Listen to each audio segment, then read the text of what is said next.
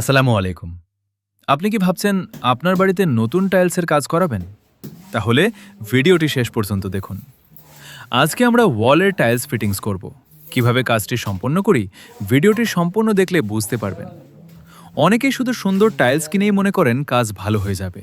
কিন্তু বাস্তবে টাইলসের সৌন্দর্য এবং স্থায়িত্ব অনেকটাই নির্ভর করে একজন দক্ষ মিস্ত্রির কাজের উপর। আমরা যখন কোনো কাজ শুরু করি তখন প্রথমেই পুরো জায়গাটি ভালোভাবে পরিমাপ করি। এরপর লেভেল ঠিক আছে কিনা, মেঝে বা দেয়ালের অবস্থা কেমন, সবকিছু খুব যত্ন সহকারে পরীক্ষা করি। কারণ শুরুটা যদি নিখুঁত না হয় তাহলে শেষ ফলাফল কখনোই সুন্দর হবে না। এরপর আমরা সুতা ও লেভেল ব্যবহার করে একদম অ্যাকুরেটভাবে মার্কিং করি, যাতে প্রতিটি টাইলস সোজা লাইনে এবং নিখুঁতভাবে বসানো যায়। আমরা কোনো কাজ তাড়াহুড়ো করে করি না।